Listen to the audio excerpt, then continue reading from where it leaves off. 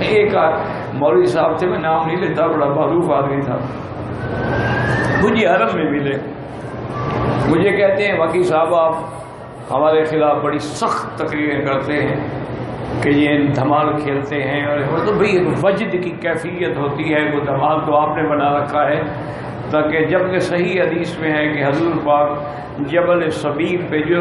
احد کے ساتھ، ایک روایت میں ہے کہ آپ احد پہ تھے، وہ احد اور صبیر ملے ہوئے ہیں اصل میں، تو اس پہ کھڑے تھے، تو آپ بھی تھے، حضرت ابو بکر بھی تھے، اور حضرت عثمان، حضرت عمر بھی تھے، تو وہ جو پہاڑ تھا نا جی، حضور کی خوشی میں دھمال کھیلنے لگ گیا۔ تو پہاڑ جب دھمال کھیلے، وجد میں آ جائے، تو ہم انسانوں کا کیا قصور ہے؟ میں نے کہا مولوی صاحب تم نے حدیث پوری نہیں پڑھی، لوگوں کو دھوکہ دو، میں تو طالب العلم ہوں، مجھے تو دھوکہ نہ دو، تم نے حدیث پوری نہیں پڑھی ہے۔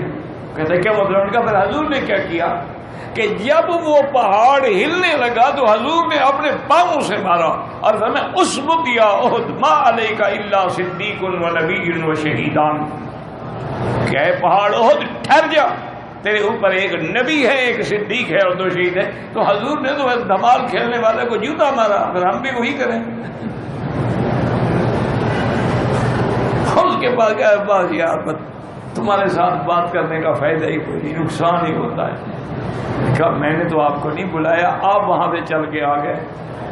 اور مجھے حدیث سے دھمال ثابت کرنے لگ گئے، تم نبی پر اور اس پہاڑ پہ جس سے حضور سے محبت ہو اس میں جھوٹ بولو، تو میں سخت بات، میں نے سخت بات ہی، میں نے کہا حضور نے کیا فرمایا آگے، یہ حدیث میں ہے کہ نہیں ہے؟ اس لیے بہرحال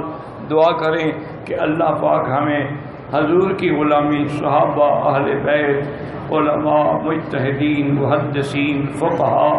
اولیاء اللہ، سب کی غلامی نصیب فرمائے۔ ویڈیو کے نیچے سبسکرائب کے بٹن پہ کلک کریں، بیل کے آئیکن پہ کلک کیجئے تاکہ ہر نئی ویڈیو کی نوٹیفیکیشن آپ کو مل جائے۔